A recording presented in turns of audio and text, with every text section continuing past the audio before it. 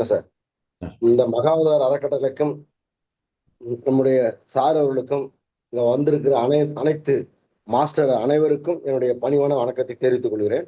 இன்னைக்கு நம்ம சப்ஜெக்ட் என்னன்னா கண் சம்பந்தமான சில பயிற்சிகளை பற்றியும் நம்முடைய அதாவது நம்ம கண்ணாடி போட்டுட்டு இருக்கோம். இந்த கண்ணாடியை காட்ட முடியுமா முடியாதா, நம்மளுடைய கண் பார்வை சக்தியை எப்படி டெவலப் பண்ண முடியும், இதான் நம்முடைய முக்கியமான விஷயமாக இன்னைக்கு நான் பேச போறேன். கண்டிப்பாக நம்ம கண்ணாடி போட்டிருக்கிறத கண்ணாடியை காட்ட முடியும், கொஞ்சம் கொஞ்சமா காட்டிடலாம். அதாவது கூடி மட்டும் என்னன்னா முக்கியமான விஷயங்கள் தேவைப்படும் போது மட்டும் பவர் கிளாஸை பயன்படுத்தணும். தேவையில்லாத போது பவர் கிளாஸை கழட்டி கீழே வைக்கணும். இது ஒரு கண்ணுக்கு மிக முக்கியமானது. சரி, அடுத்த விஷயமா நம்ம நிறைய சீரியல் பார்க்குறோம், டிவி பார்க்குறோம், செல்போன் பார்க்குறோம். இது அதிகமாக ரொம்ப நேரம் நீண்ட நேரம் அதாவது கண்ணை சிமிட்டாம கண்ணுக்கு ஓய்வு கொடுக்காம பார்க்கறது சரியில்லை. அதனால அப்படி பார்த்தோம்னா நம்ம கண் கண்டிப்பாக பாதிப்படையும். சரி, அடுத்ததாக என்ன சொல்ல வரேன்னா கண்ணை நம்ம பார்வை எப்படி டெவலப் பண்றதுன்றதை பற்றி தான் இப்போ நம்ம பேசுறோம்.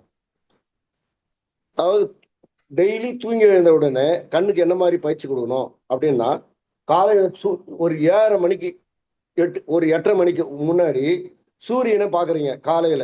காலை ஏர்லி மார்னிங் முதல்ல கண்ணை கழுவிக்கிறது நல்லது. அதாவது ஒரு தண்ணி இருக்கிற பாத்திரத்துல ஒரு சின்ன பாத்திரம், முகம் நல்லா அந்த தண்ணிக்குள்ள மூழ்கிற மாதிரி. நான் சொல்றது புரியுதுங்களா? ஒரு பேஷன்ல தண்ணியை ஊத்திட்டு அந்த தண்ணிக்குள்ள உங்க முகத்தை அதாவது மூச்சை பிடிச்சிட்டு அந்த தண்ணிக்குள்ள நம்ம கண்ணை திறந்து மூடணும். அப்ப எதனால மூடணும்? அந்த கண்ணுக்குள்ள இருக்கிற மண்ணு, டஸ்ட் இதெல்லாம் வெளியேறிடும். அதனால கண்ணை கழுவுற பயிற்சியை முக்கியமாக செய்யணும்.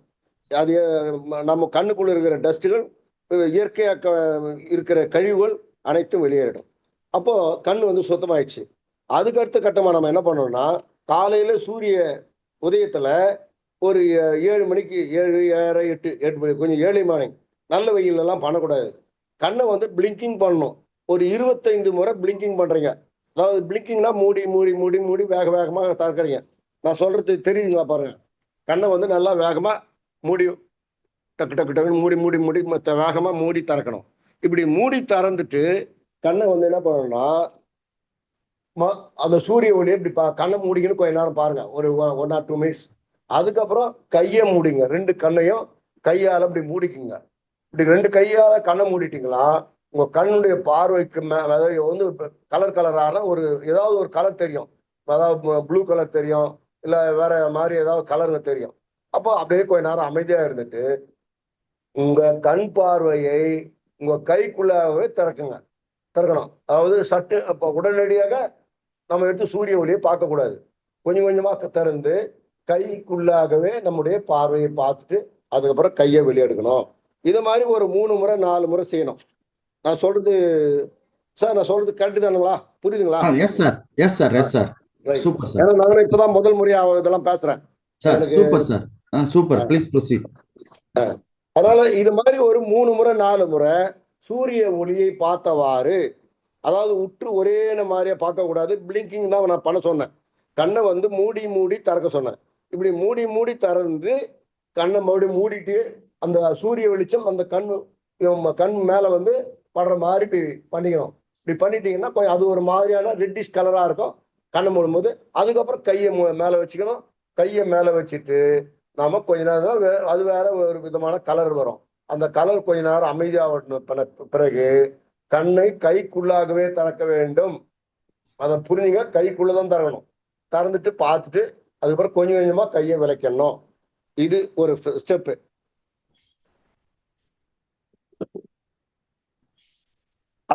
அதுக்கப்புறம் வேறு விதமான எக்ஸசைஸ். அதாவது கண்ணை என்ன பண்றீங்கன்னா, அதாவது முதல்ல பிளஸ், அதாவது இடது வலது. நான் சொல்றது புரியுதுன்னு பாருங்க. கண்ணை வலது கை பார்க்கறோம், இடது கை பக்கம் பார்க்கறோம். வலது இடது வலது இடது. கண்ணை இந்த இந்த சைடு பண்றோம். அதே மாதிரி மேலும் கீழும் பண்றோம். மேல கீழே மேல கீழே மேல கீழே மேல. கழுத்து ஆட்டக்கூடாதுங்க ஐயா. கழுத்தை பண்ணக்கூடாது. கண் மட்டும்தான் மேல பார்க்கணும், கண் மட்டும்தான் கீழே பார்க்கணும். சரிங்க சார். கண் மட்டும்தான் கீழே பார்க்கணும், கண் மேல பார்க்கணும். ஏன்னா இந்த நம்ம பண்ற பயிற்சியானது கண்ணுக்கு மட்டும்தான் கொடுக்குற மொழிய மற்ற உறுப்புகளுக்கு அல்ல. கழுத்து அசையக்கூடாது. கழுத்து அசையாம கண் மட்டும் மேலே பார்க்கணும், கண் மட்டும் கீழே பார்க்கணும். மேலே கீழே, இடது வலது. இப்போ இது பிளஸ் முடிச்சு. அப்புறம் பெருக்கல் கிராஸ்ல பண்ணணும். இந்த சைட் இந்த சைட் பாருங்க.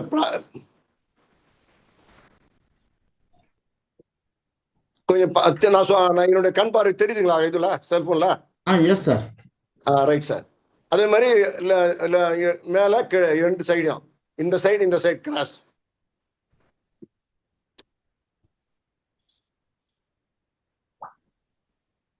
அதுக்கப்புறம் eye rotation and clockwise rotation.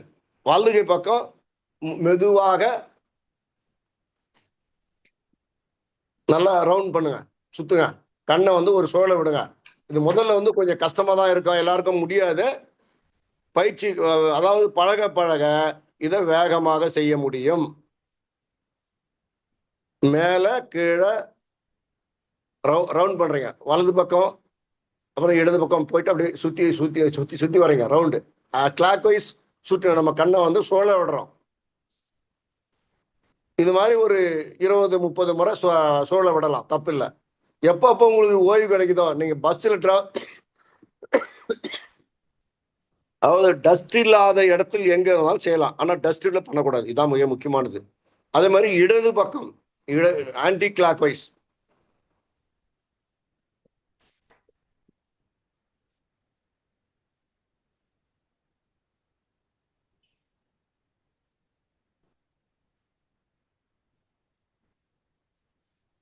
Sir இடது பக்கம் பண்ணிட்டேன். அதுக்கப்புறம் சார் தூரக்கிட்ட, அதாவது நம்ம எவ்வளவு தூரம் பார்க்க முடியுமோ அவ்வளவு தூரம் கண்ணை பார்த்துட்டு மூக்கினுடைய நுனியை பார்க்க வேண்டும். அதாவது தூரம் நல்ல லாங்கா ஒரு 200 மீட்டர் 300 மீட்டர் 500 மீட்டர் அது எத்தனை இருக்கட்டும், ஏதாவது ஒரு இல்லை செல்போன் டவர் இந்த மாதிரி ஏதாவது ஒரு நீண்ட தூரமா இருக்கிற ஒரு பொருளை பார்க்கணும். இல்லை வீட்டுக்குள்ள இருக்கிறோம்னா வீட்டுக்குள்ளவே நம்ம சோத்துல இருக்கிற ஒரு நீண்டமான ஒரு புள்ளி, அந்த புள்ளியை பார்க்கணும், மூக்கினுடைய நுனியை பார்க்கணும். தூர மூக்கினுடைய நுனி, தூர மூக்கினுடைய நுனி, தூர மூக்கினுடைய நுனி, தூர மூக்கினுடைய. அதுக்கு அடுத்ததான் தூர நெற்றி புருவ மையம். தூர பாருங்க, நெற்றி புருவ மையத்தை பாருங்க. தூர நெற்றி புருவ மையம், தூர நெற்றி புருவ மையம், தூர நெற்றி புருவ மையம். இது மாதிரியான இந்த மாதிரி நீண்ட இந்த எக்ஸசைஸை கொஞ்சம் நல்லா பண்ணுங்க. அதுக்கப்புறம் ஒரு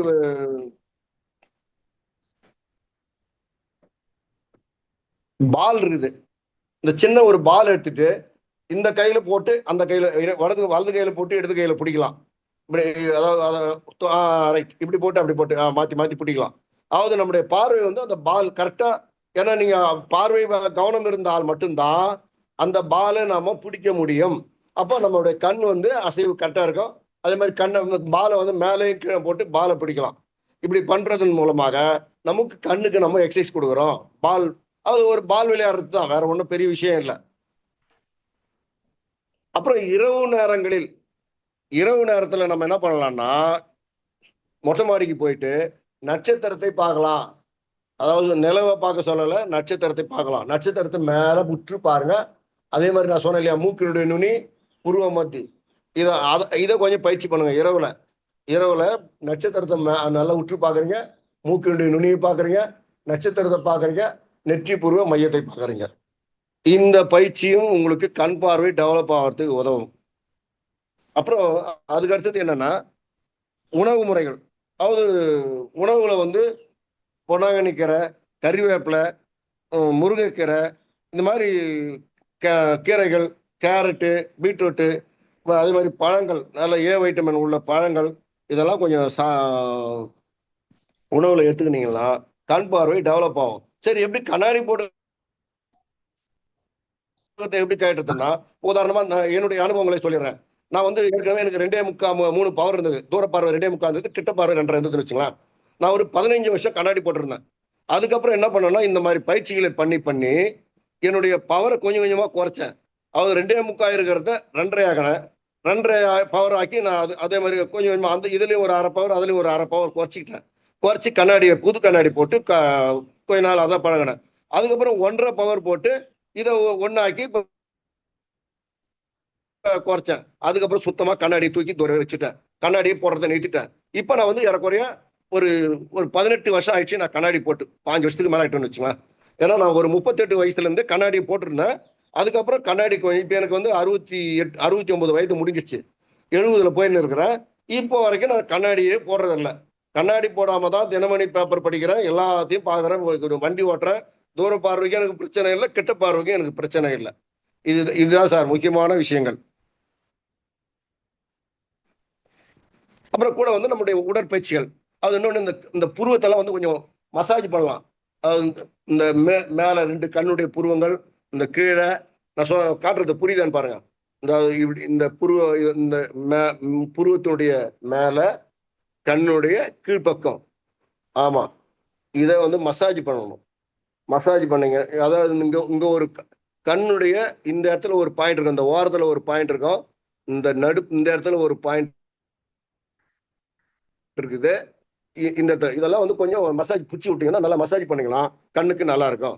இதுதான் சார். இதுல ஏதாவது சந்தேகம் இருந்தா கேளுங்க, நான் சொல்றேன் சார். இது நல்லா இருந்தது சார், நிகழ்ச்சி சூப்பரா இருந்தது. ஃபாலோ பண்ணி எல்லாத்தையும் நோட் பண்ணியிருக்கிறோம் சார். இந்த கேள்வி பதில கடைசியில் வச்சுக்கலாம் சார். இன்னும் 2 நண்பர்கள். அப்புறம் இன்னொன்னு சார், இந்த கண்ணுக்கான ஒரு முதிரைகள் இருக்குது. அதாவது எப்போ சார் ஒரு சின்ன ஒரே ஒரு முதிரை மட்டும் இதை சொல்லிடுறேன் சார். ப்ளீஸ் ப்ரொசீட், டேக் உங்க டைம் எடுத்துங்க சார். ரைட். அதாவது ஏற்கனவே மேடம் வந்து சொன்னாங்க, 2 முதிரைகள் சொன்னாங்க. சின் முதிரை சொன்னாங்க, வாயு முதிரை சொன்னாங்க. நடுவிரல் வந்து ஆகாயம், அதாவது 5 பஞ்சபூதத்தோட தொடர்புபடுத்தி பேசினாங்க. நீரு, நிலம், ஆகாயம், காற்று, அக்னி, இப்படி 5 விரலை பத்தி பேசினாங்க. இதுல நடுவிரல் என்பது ஆகாயம் சம்பந்தமுடையது.